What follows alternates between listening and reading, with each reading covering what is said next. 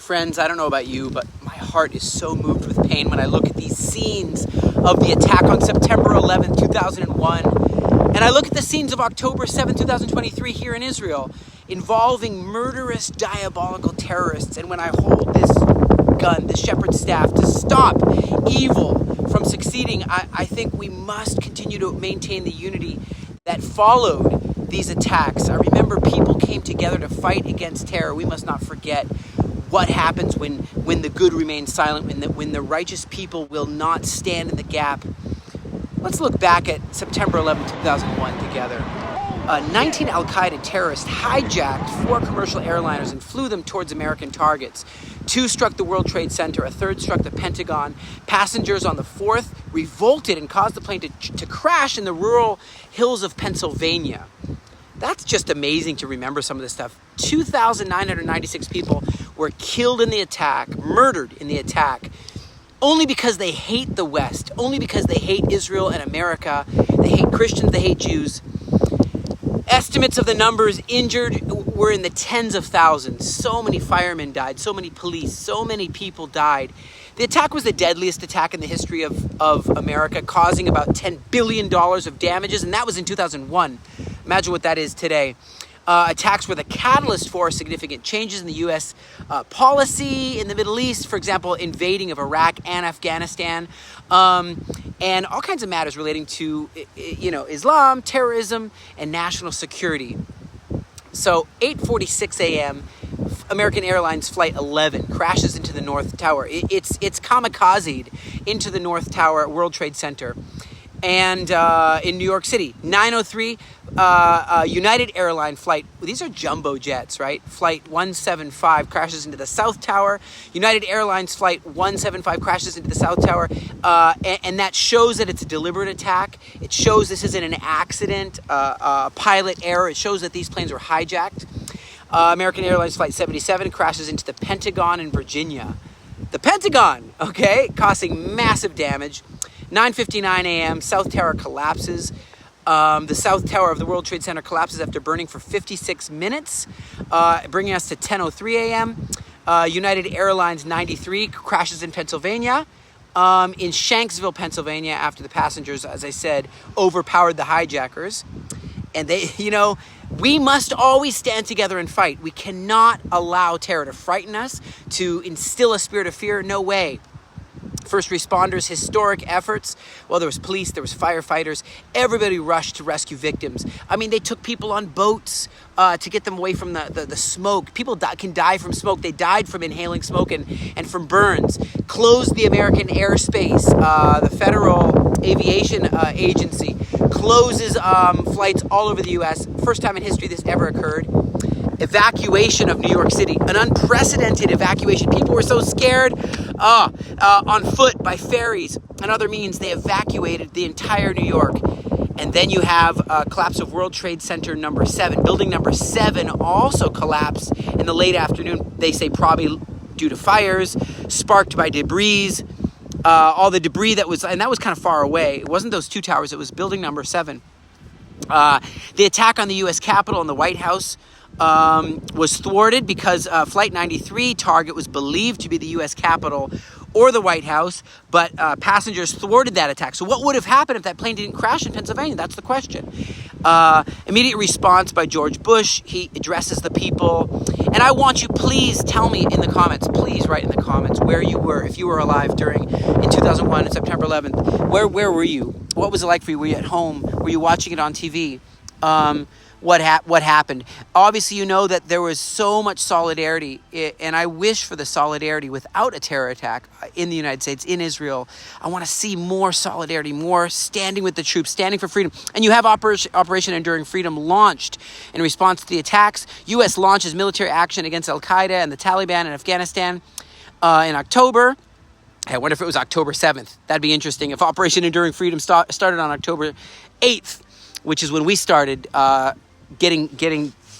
restoring freedom, begin to restore security to our borders. The United States creates the Homeland Security, establishes a new department to coordinate domestic security and do efforts against terrorism.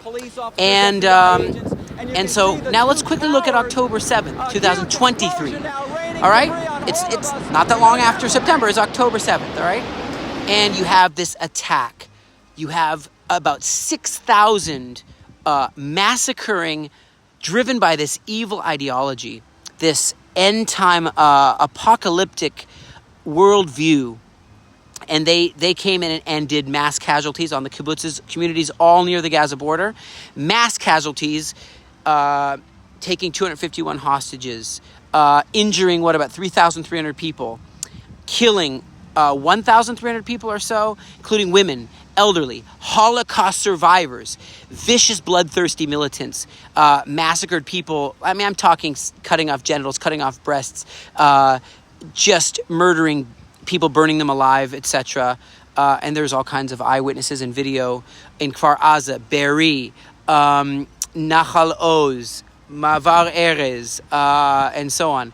They happen upon a music festival, or they planned it. Large music festival near Re'im, resulting in a massacre of so many people, and many fled, many were killed, many were taken hostages. Israeli towns are locked down. We go into full DEFCON emergency mode, and start to sweep for militants. A lot of them go back, but many of them stay and still carry out more and more attacks until they are neutralized and terminated by us, by the IDF. And Hamas releases footage of the hostages. Hamas shows that they have the hostages, and it brings all this heightened tension. And suddenly, we call for global condemnation of these terrorists. And surprisingly, many people do stand with us, but surprisingly, many didn't stand for freedom.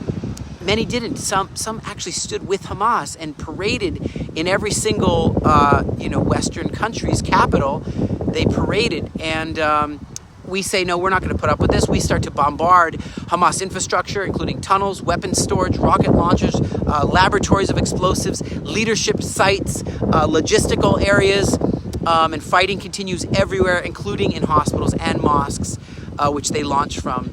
We mobilize over 300,000 reservists, the largest mobilization Israel has ever done. International diplomacy intensifies. We start to, people show up from all over the world here, including the Prime Minister of England, the President of the United States, and so on and so forth.